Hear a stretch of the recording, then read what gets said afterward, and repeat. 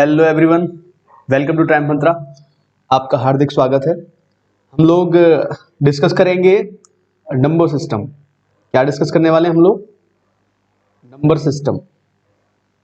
इसके लिए बहुत सारे रिक्वेस्ट आई है मेरे पास कि नंबर सिस्टम पढ़ाई से नंबर सिस्टम ढंग से नहीं हो पाता है। तो नंबर सिस्टम हम स्टार्ट करेंगे और हिंदी में नंबर सिस्टम को बोलते हैं संख्या पद्धति। तो फिर मैंने यही सोचा कि चलो नंबर सिस्टम से स्टार्ट कर देते हैं। देखो, ऐसा नहीं है कि नंबर सिस्टम जो है एसएससी के लिए इंपॉर्टेंट है ना। समझना बहुत ध्यान से मेरी बात। एसएससी की बात मैं करूं, चाहे मैं बैंकिंग एग्जाम्स की बात करूं या कोई यूपी एसआई वगैरह की जो जॉब निकलती है या आरआरबी एनटीपीसी की बात मैं करूं, ये सारे के सारे जो है ना एग्जाम्स जो है, हर एग्जाम में कहीं ना कहीं क्वेश्चन इससे बनते हैं। चाहे थोड़े छोटे लेवल का बने या थोड़े अच्छे लेवल का क्वेश्चन बने, तो क्वेश्चन जरूर आता है। तो नंबर सिस्टम हमारे लिए इंपॉर्टेंट है और समझना भी इंपॉर्टेंट है, क्योंकि बेसिक तो यही है, करना भी यही है हम लोगों को, है ना। तो स्टार्ट करते हैं आज नंबर सिस्टम, और ए टू जेड में बिल्कुल बेसिक से स्टार्ट करूंगा और बहुत ही एडवांस लेवल तक इसको हम लेकर जाएंगे, जिससे और फिर नंबर सिस्टम की इतनी प्रैक्टिस कर लेंगे कि शायद ही कोई क्वेश्चन आपसे बचे। मुझे तो उम्मीद है कि कोई क्वेश्चन मैं नहीं छोड़ूंगा जो आता है एग्जाम में, है ना। तो भाई, अगर आपको हमारे सेशंस पसंद आते हैं तो आप हमें फेसबुक पे भी लाइक कर सकते हो, आप हमें इंस्टाग्राम पे फॉलो कर सकते हो।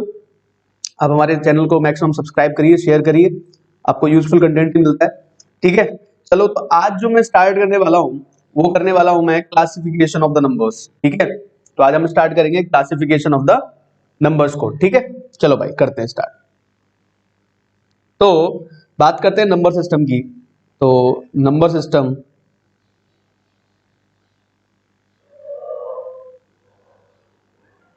या इसको कहते हैं हम संख्या पद्धति। मैं हिंदी इंग्लिश साथ में लेता हुआ चलूंगा, हिंदी भी इंग्लिश भी साथ में लेता हुआ मैं चलूंगा, है ना। नंबर सिस्टम या संख्या पद्धति। तो पहली बात जो हमारे दिमाग में आती है, तो भाई नंबर सिस्टम तो है, संख्या पद्धति तो है, लेकिन कौन सी संख्या पद्धति हम यूज करते हैं, कौन सा नंबर सिस्टम हम यूज करते हैं? तो आपने नंबर सिस्टम से बहुत सारे नाम सुने होंगे, जैसे binary number system, octagon number system, hexagon number system. ठीक है, तो हम जो यूज करते हैं, ये हम यूज करते हैं डेसिमल नंबर सिस्टम। कौन सा नंबर सिस्टम हम यूज करते हैं? डेसिमल नंबर सिस्टम हम यूज करते हैं। दशमलव संख्या पद्धति। क्या नाम है इसका? दशमलव संख्या पद्धति। इसका नाम होता है दशमलव संख्या पद्धति। तो डेसिमल नंबर सिस्टम हम लोग यूज करते हैं। ठीक है, तो आज मैं आपको बताऊंगा नंबर्स का क्लासिफिकेशन करके, पर आपको एहसास होगा कि शायद आप बहुत सारी चीजें नहीं जानते थे। आज आपको पता लगा कि हाँ यार, ये सारी चीजें हम यूज तो करते हैं, क्योंकि करते तो हम नंबर से यूज है, लेकिन इस तरीके से इनका क्लासिफिकेशन होता है, तो ये आपको आज पता चल जाएगा। ठीक है, तो मैं स्टार्ट करता हूं सबसे पहले कॉम्प्लेक्स नंबर से। ठीक है,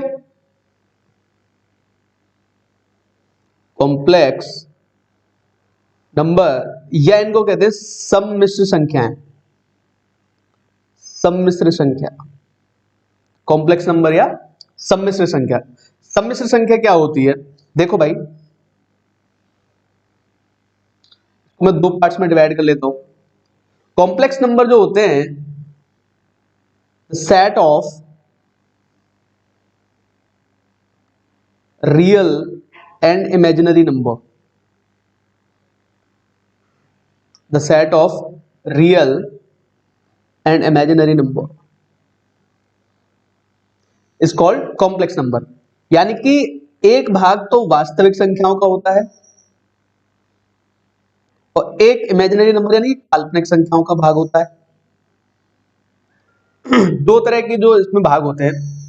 ठीक है, वास्तविक संख्याओं का पार्ट होता है और काल्पनिक संख्या का पार्ट होता है। जैसे देखो, मैं एग्जांपल लेता हूं, यहाँ पे ध्यान से समझते रहना भाई। कॉम्प्लेक्स नंबर का अगर मैं एग्जांपल लूं, तो आपने इस तरह के नंबर, जिनके पास 12th में मैथ्स रहा होता है उनको पता होता है, जैसे 9 + 2i, या इसका एक बेसिक फॉर्मेशन होता है a + ib, इस फॉर्म में x + आई वाई इस फॉर्म में होता है जो, तो उन नंबर्स को हम क्या कहते हैं, कॉम्प्लेक्स नंबर हम इन नंबर्स को बोलते हैं। यानी कि इसमें जो एक पार्ट जो होता है, एक पार्ट जो होता है वो होता है रियल नंबर का, जैसे 9 वाला, और ये इमेजिनरी वाला नंबर है जो इसको हम बोलते हैं काल्पनिक। तो जो कॉम्प्लेक्स नंबर होते हैं उनको दो भागों में विभाजित कर दो, रियल नंबर और इमेजिनरी नंबर।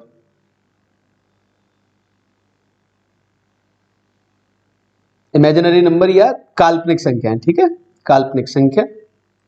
और रियल नंबर आप जानते हो, वास्तविक संख्या, ठीक है। तो अब आप ये कहोगे कि भाई ये रियल नंबर क्या होते हैं और इमेजिनरी नंबर क्या होते हैं क्योंकि समझना तो पहले हमको यही है, क्लासिफिकेशन में जानना तो हमको यही आवश्यक है कि है क्या क्या एक्चुअल में भाई। तो जो इमेजिनरी नंबर होता है, यानी कि इसको आयोटा से रिप्रेजेंट करते हैं, आई से रिप्रेजेंट करते हैं, तो इसके बारे में थोड़ा सा बता देता हूं। क्योंकि देखो एक बात समझना, इमेजिनरी नंबर जो है हमारे सिलेबस में है नहीं, तो हमें बहुत ज्यादा इनके बारे में जानकारी रखने की भी जरूरत नहीं है, बस उतना समझ लो जितना हमारे लिए जरूरी है। देखो मैथमेटिक्स की लैंग्वेज में कहते हैं किसी भी नंबर का अगर हम स्क्वायर कर दें, किसी भी नंबर का अगर हम वर्ग करेंगे, तो वो जो नंबर होता है वो हमेशा पॉजिटिव होता है। जैसे देखो मैं आपको थोड़ा सा एग्जांपल लेके दिखा देता हूँ यहाँ पे, से -5 का स्क्वायर तुम करो तो तुम्हें 25 ही मिलेगा, या मैं आपसे कहूं कि -3 का स्क्वायर कर लो भाई, तो आपको प्लस का 9 ही मिलेगा, यानी कि माइनस का स्क्वायर करोगे तो आपको माइनस ही मिलता है। लेकिन अगर आपसे मैं ये कह दूं कि अंडर रूट ऑफ -5 का स्क्वायर करो भाई, तो यहां आपको क्या मिल गया, -5। आई बात को समझ में? तो यहां पर आकर कंडीशन थोड़ी सी गड़बड़ा जाती है, इस जगह पे आगे कंडीशन थोड़ी सी गड़बड़ा जाती है। इसको ओवरकम करने के लिए ये आयोटा का यूज हम करते हैं जो आयोटा हमारा होता है, ये आयोटा हमारा जो होता है, इस आयोटा का अगर मैं स्क्वायर कर दूं तो मुझे -1 मिलता है, ठीक है। आयोटा स्क्वायर बराबर क्या होता है, -1। एक इमेजिनरी नंबर हम एज्यूम कर लेते हैं, तो उसको हम आयोटा बोल देते हैं कि भाई आयोटा का अगर हम स्क्वायर करेंगे तो हमें -1 मिलेगा, तो हम इमेजिन करके रख लेते हैं, तो नंबर्स को इस फॉर्म में लिख दिया जाता है ना। इतना ही समझ लो, बाकी मुझे नहीं लगता ज्यादा इसको डीप में जाना हमारे लिए इंपॉर्टेंट है, क्योंकि ना तो हमारे सिलेबस में आता। 11th 12th के जो बच्चे प्रैक्टिस कर रहे हैं उनके लिए हाँ हो सकता है कि थोड़ा सा इंपॉर्टेंट हो सकता है, लेकिन हमारे लिए इतना नॉट मच ऑफ इंपॉर्टेंस, ठीक है। तो बढ़े आगे हम लोग तो हम बात करते हैं रियल नंबर के बारे में, कि भाई वास्तविक संख्या क्या होती है, रियल नंबर क्या होते हैं, ठीक है। तो रियल नंबर क्या होते हैं इनको मैं थोड़ा सा समझा देता हूं आपको। देखो एक होती है नंबर लाइन, समझते रहना ध्यान से भाई, है ना। एक होती है नंबर लाइन, यानी कि संख्या रेखा। संख्या रेखा क्या होती है कि ये इस तरीके से एक इमेजिनरी नंबर लाइन होती है, तो ये 0 से स्टार्ट करते हैं, +1 +2 +3 अप टू इनफाइनाइट तक इधर जाती है, इधर -1 -2 -3 अप टू माइनस इनफाइनाइट तक ये नंबर लाइन चलती रहती है इधर उधर, एक इमेजिनरी लाइन होती है।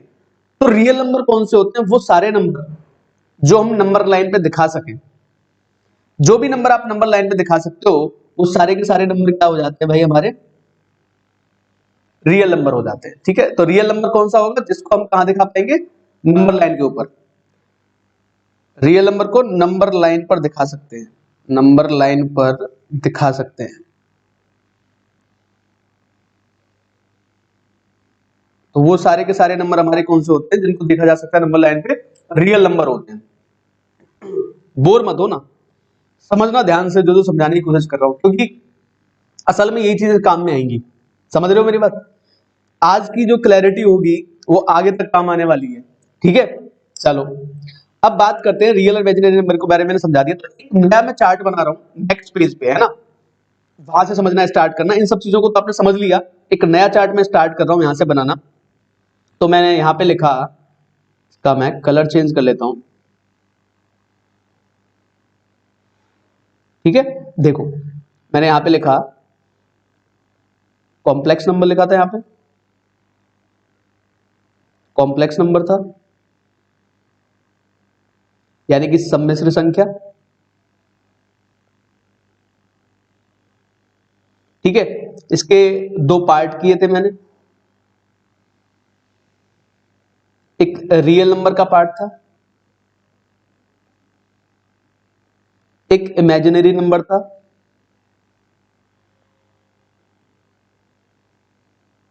ठीक है, इस वाले को मुझे यूज नहीं करना क्योंकि ना तो मेरे ज्यादा यूज का है। उसके बाद अब रियल नंबर कौन से होते हैं जिनको हम संख्या रेखा पर दिखा सकते हैं। तो रियल नंबर को हमने तोड़ा दो पार्ट में। ठीक है, यहां से थोड़ा समझना स्टार्ट करना भाई। एक पार्ट बना रेशनल, रैशनल नंबर यानी कि परमेय संख्या, और एक पार्ट जो बना, दूसरा पार्ट बना इर्रेशनल नंबर यानी कि अपरमेय संख्या। ठीक है, दो पार्टों में टूटा। इनके बारे में तो आपने सुना होगा कि रैशनल नंबर क्या होते हैं, इर्रेशनल नंबर क्या होते हैं। तो बताओ भाई, रैशनल नंबर क्या होता है, परमेय संख्याएं क्या होती है? सोचो बताओ। वही होती है कि पी अपॉन क्यू के फॉर्म में जिनको हम बता पाते हैं, वही होती है। देखो रैशनल नंबर जो होते हैं, बिल्कुल सही पकड़ा आप लोगों ने, पी बाई क्यू की फॉर्म में जिन नंबर्स को हम दिखा पाते हैं वो सारे के सारे नंबर कौन से होते हैं? रैशनल नंबर होते हैं। ठीक है, ये भी दो तरीके से डिस्ट्रीब्यूशन है इनका भी। देखो रैशनल नंबर भी दो तरीके से डिस्ट्रीब्यूट होते हैं। एक तो क्या होते हैं,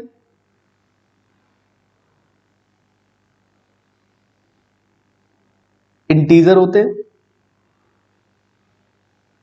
यानी कि पूर्णांक, एक फ्रैक्शन होते हैं यानी कि भिन्न। ठीक है, तो एक क्लासिफिकेशन तो इनका ये हो जाता है।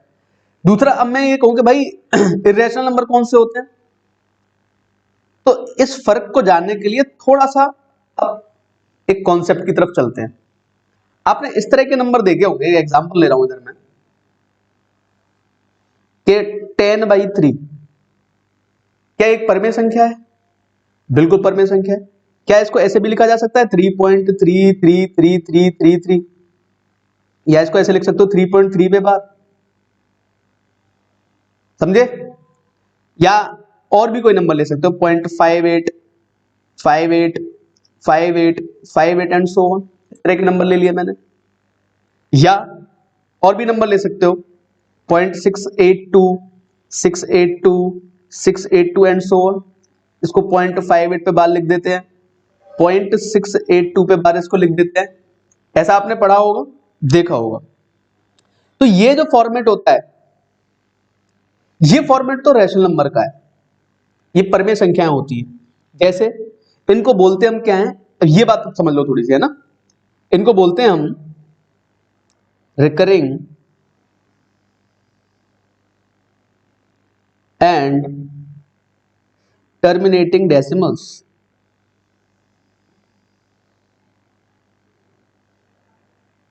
रिकरिंग एंड टर्मिनेटिंग डेसिमल्स क्या मतलब होता है भाई इसका? रिकरिंग का मतलब होता है जिसकी पुनरावृत्ति हो, जिसकी पुनरावृत्ति हो। ठीक है, और टर्मिनेटिंग का जो मतलब होता है जिसका अंत हो।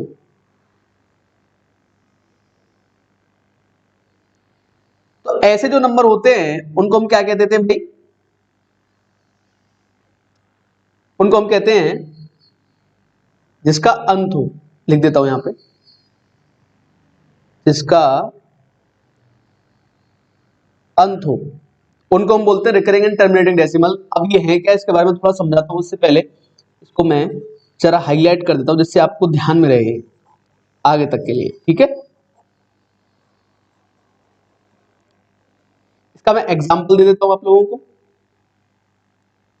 इसका एग्जांपल देख लो। इसके एग्जांपल यही हैं जो सारे के सारे हमने लिखे हैं। ठीक है, ये रिकरिंग एंड टर्मिनेटिंग डेसिमल होते हैं, बार लगा के जिनको सॉल्व कर लेते हो आप। तो अगर बार लगा के आप उसको सॉल्व करते हो तो इसका मतलब यही तो होता है कि बार लगाया और वो सॉल्व हो गया। इसका मतलब ये हुआ कि वो परमीकरण कर दिया आपने उसका। उसको आप किस फॉर्म में लेकर आ गए? उसको आप पी बाई क्यू की फॉर्म में लेकर आ गए, जहां पर क्यू 0 के बराबर नहीं है। भाई 10/3 लिख पाए। इसको भी हम कुछ ना कुछ लिख सकते हैं, इसको लिख सकते हैं 58/99, इसको भी लिख सकते हो 682 डिवाइड बाई 999। इसको वैसे मैं सॉल्व करवाऊंगा, बार वाले क्वेश्चंस को कैसे सॉल्व करते हैं सेशन में बता दूंगा कैसे करते हैं इनको सॉल्व, फिलहाल के लिए समझ लो, ठीक है। तो पहली बात तो आई है कि 682 डिवाइड बाई 999, 58/99, इसमें कन्वर्ट कर पाया मैं बार वाली जो पोजीशंस हैं, ये जो बार लगे हुए हैं इन पे ना, सारे के सारे जो इन पे बार लगे हुए हैं, इनको हम सॉल्व कर पाए आसानी के साथ। तो ये इनका मैंने क्या कर दिया, परमीकरण कर दी। ये हमारे क्या है, परमीय संख्या है, रैशनल नंबर है। तो इर्रेशनल नंबर कौन से होंगे भाई? तो इर्रेशनल नंबर को समझने के लिए, तो इर्रेशनल नंबर हमारे कौन से बनेंगे, देखो भाई, इर्रेशनल नंबर हमारे बनेंगे ठीक इसका उल्टा, ठीक इसका उल्टा, यानी क्या लिखने जा रहा हूं ध्यान से समझना, non recurring and non terminating decimals.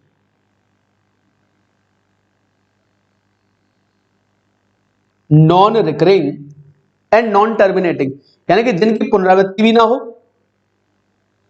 जिसकी पुनरावृत्ति भी ना हो और जिसका अंत भी ना हो। नॉन रिकरिंग जिसकी पुनरावृत्ति ना हो, नॉन टर्मिनेटिंग जिसका अंत ना हो। जैसे देखो एग्जांपल लिया मैंने, जैसे मैंने लिख दिया 0.98752 एंड सो ऑन, कुछ पता नहीं चल रहा भाई क्या है, कोई पैटर्न नहीं बन रहा। यहां तो देखो पैटर्न बन के आता है, रैशनल नंबर में क्या पैटर्न बनता है, एक पैटर्न बनता है 58585858 682 682 682, एक पैटर्न बनता है। लेकिन यहां कोई पैटर्न नहीं बनता। √5 √30 ऐसी वैल्यू जितनी भी आती हैं क्या है, अपरिमेय संख्या है।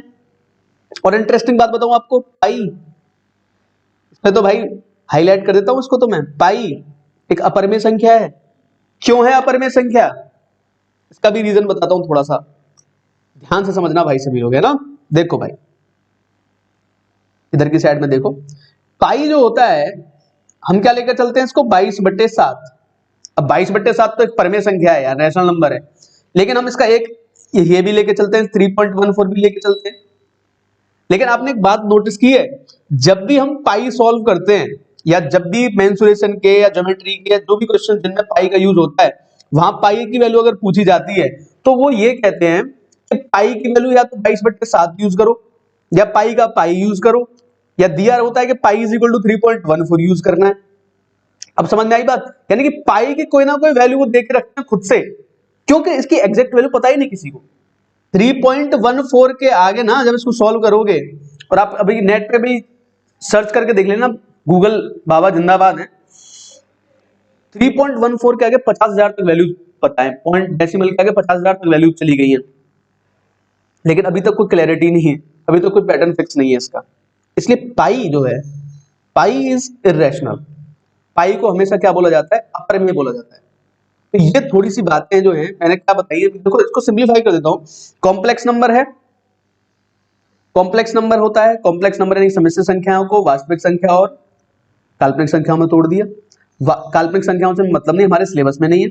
रियल नंबर जो होते हैं वो दो तरीके के होते हैं, इंटीजर और फ्रैक्शन में आते हैं। एक फॉर्मेशन जो होता है वो रिकरिंग एंड टर्मिनेटिंग डेसिमल का होता है, इसको हमें अलग से पढ़ना भी है। तो यही रेशनल नंबर का यही जो होती है इसकी डेफिनेशन होती है रेशनल की, यही वाली डेफिनेशन थोड़ी सी हमको समझनी है। और इरेशनल जो होता है वो नॉन टर्मिनेटिंग और नॉन रिकरिंग होता है, जिसका कोई फिक्स पैटर्न नहीं होता, उनको हम बोल देते हैं रेशनल, यानी कि अपरिमेय संख्या बोल देते हैं उनको हम, ठीक है। तो उम्मीद कर रहा हूं कि ये बात मैं आपको समझा पाया ढंग से, है ना।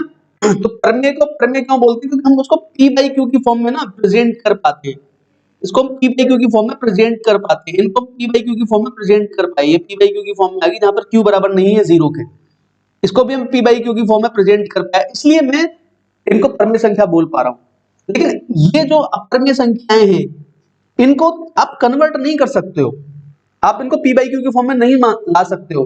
तो एक सिंपल सी डेफिनेशन ये भी होती है कि पी बाई क्यू की फॉर्म में जो आ जाए, जहां पे क्यू नॉट इक्वल टू 0 हो, वो परमेय संख्या होती है। बाकी सब कैसी होती है, अपरमेय संख्या होती है, जिनको पी बाई क्यू की फॉर्म में हम ना लिख पाए, वो अपरमेय संख्या हो जाती है हमारी, ठीक है। यहां तक बात क्लियर है। अब मैं इंटीजर और फ्रैक्शन की तरफ आता हूं। तो देखो भाई इंटीजर और फ्रैक्शन में पहले फ्रैक्शन को समझ लो थोड़ा सा।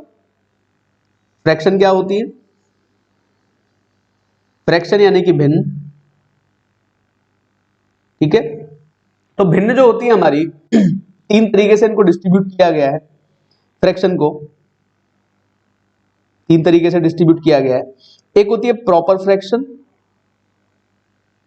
एक होती है इम्प्रॉपर, और तीसरी होती है मिक्स्ड। ठीक है, ये तीन डिस्ट्रीब्यूशन, इसके भी ध्यान में रख लेना आप भाई। सही भिन्न होती है ये गलत भिन्न होती है, इसको मिश्रित भिन्न बोलते हैं। क्या क्या होती है ये बता देता हूं। प्रॉपर भिन्न जैसे P अपॉन Q की फॉर्म में हम लिख रहे हैं, ठीक है। यहां इस केस में क्या होगा, Q हमेशा बड़ा होगा P से। अगर Q P से बड़ा होता है तो वो कौन सी होती है, प्रॉपर। जैसे मैंने लिखा 2/13, 5/7, 9/27, ये ऐसी भिन्न जो हैं वो कैसी होती है, प्रॉपर होती है। और इम्प्रॉपर क्या होंगी, फिर इसका उल्टा कर देना। P बाई Q की फॉर्म में तो है, लेकिन यहां पर Q क्या हो जाएगा, छोटा हो जाएगा P से। इन्हीं भिन्नों को पलट दो, 13/2, 7/5, 27/9, ये इसके एग्जाम्पल हो जाएंगे। ठीक है। मिक्स्ड कौन सी होती है, मिश्रित भिन्न। देखो मिश्रित भिन्न जो होती है ये हमेशा इम्प्रॉपर से बनती है। हमेशा गलत भिन्न जो होती है, इम्प्रॉपर जो फ्रैक्शन होती है, उससे हमेशा क्या बनती है, हमारी मिक्स्ड फ्रैक्शन बनती है। जैसे देखो इसको, जैसे 13/2 है, तो इसको 6 सही 1/2 लिख पाए कि नहीं लिख पाए हम, क्या लिख पाए, 6 सही 1/, इस वैल्यू को हम कितना लिख पाए, 6 सही 1/2। और एग्जांपल ले लेते हैं, अगला वाला भी क्या है, 7/5, 1 सही 2/5, इसको लिख पाओगे, सही बट्टे में लिख पाते हैं इनको। 6 होल 1/2, 1 होल 2/5, ये क्या होती है, हमारी मिक्स्ड फ्रैक्शन होती है। तो इतना ही जानना पर्याप्त है मेरे को लगता है। ठीक है। तो एक और पार्ट बचता है, वो क्या, कौन सा बचता है इसमें, इंटीजर बचते हैं भाई। तो इधर की साइड इंटीजर को डिस्कस कर लेते हैं हम लोग। इंटीजर यानी कि पूर्णांक। ठीक है, पूर्णांक क्या होते हैं भाई, पूर्णांक क्या होते हैं, पूरी हो संख्या जो, जैसे अगर इंटीजर को मैं डिस्ट्रीब्यूट करूं ना, तो इसको भी तीन पार्ट में बांट सकते हो, पॉजिटिव इंटीजर, नेगेटिव इंटीजर, और एक होता है जीरो, है ना। ये बात आपको थोड़ी ध्यान देनी है। जीरो जो होता है वो ना तो पॉजिटिव इंटीजर होता है और ना ही नेगेटिव इंटीजर होता है, तो इसकी एक अलग कहानी है ना। तो जीरो कभी भी ये आ जाए क्वेश्चन में लिख के सम ऑफ ऑल पॉजिटिव इंटीजर्स, तो जीरो नहीं आएगा। सम ऑफ ऑल नेगेटिव या ऑल नेगेटिव इंटीजर्स आ जाए तो वहां जीरो काउंट नहीं होता। समझ रहे हो इस बात को, जीरो वहां काउंट नहीं होता है, कभी भी जीरो नहीं आएगा यहाँ पे, है ना। तो जीरो की अपनी अलग महत्वता है, शून्य अपना अलग स्थान रखता है। ठीक है। तो अगर नंबर सिस्टम की मैं नंबर लाइन की अगर मैं बात करूं, मैं नंबर लाइन अगर खींचूं, मैं यहाँ बना देता हूँ, अगर मैं नंबर लाइन यहाँ बना देता हूँ सपोज करो, तो यहाँ 0 से स्टार्ट हो जाओ और ये 1 2 3 अप टू प्लस इनफाइनाइट तक इधर जाएगा, -1 -2 -3 अप टू माइनस इनफाइनाइट तक इधर जाएगा। तो ये वाला जो पोर्शन हुआ, तो ये वाला पोर्शन तो नेगेटिव इंटीजर का पार्ट हो गया भाई, ऋणात्मक पूर्णांक। और ये वाला जो पार्ट हुआ, देखो जीरो नहीं आएगा इसमें, एक सेकंड रुको, इसको इरेज कर देता हूं फिर कहीं गड़बड़ करो, है ना। कौन सा वाला पार्ट होगा, ये वाला पार्ट, यहां तक वाला, और ये पॉजिटिव इंटीजर होगा, और जीरो तो हमारा अलग है ही। तो ये नंबर्स का क्लासिफिकेशन चल रहा है, आगे बहुत सारी बातें हमको डिस्कस करनी है ना। समझते रहना भाई ध्यान से, है ना, इंपॉर्टेंट चीजें हैं सारी की सारी। दो तीन चीजें और बतानी है, उनको और समझ लो, फिर यहीं पे सेशन को आज खत्म कर दूंगा मैं। आगे फिर हम नए नए जो भी टॉपिक आएंगे उनको उठाते जाएंगे, लेकिन क्लासिफिकेशन ऑफ नंबर्स तो बड़ा इंपॉर्टेंट है भाई, समझना है ना। तो एक और चीज होती है भाई, क्या होती है, एक होते हैं हमारे पास होल नंबर और एक होते हैं नेचुरल नंबर। एक तो होते हैं होल नंबर, एक होते हैं नेचुरल नंबर।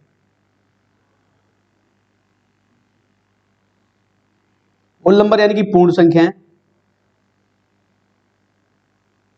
और नेचुरल नंबर यानी कि प्राकृत संख्या। तो बहुत ज्यादा परेशान होने की जरूरत नहीं है भाई। नेचुरल नंबर होते हैं positive integer 1 2 3 up two plus infinite तक जो होते हैं उनको नेचुरल नंबर कहते हैं। होल नंबर जीरो जोड़ दो बस इसमें, 0 1 2 3 अप टू प्लस इनफाइनाइट तक जो आ जाए वो होल नंबर होते हैं, यानी कि पूर्ण संख्या होती है। आप लोगों को पता भी होगा, ठीक है। तो आज का सेशन मुझे लगता है इतना ही पर्याप्त है। बस हमें नंबर्स का क्लासिफिकेशन समझना था, तो एक बार स्टार्टिंग से, ठीक है। नंबर सिस्टम कौन सी संख्या पद्धति यूज करते हो? डेसिमल, समझ लेना भाई, है ना। फिर मैंने ये बताया, इसको भी एक बार देख लेना। फिर मैंने ये बताया तीनों चीजें, इनको समराइज करके अपने नोट्स बना लेना, आपके बहुत काम आएगा। अगर आपको सेशन पसंद आता है तो लाइक अस, शेयर अस, सब्सक्राइब अस, और सब्सक्राइब का बटन दबाओ तो उसको बेल आइकन को भी दबा देना। सारे के सारे नोटिफिकेशन आपके पास आते रहेंगे, ऐसे ही यूजफुल कंटेंट हम लाते रहेंगे, ठीक है। Thank you.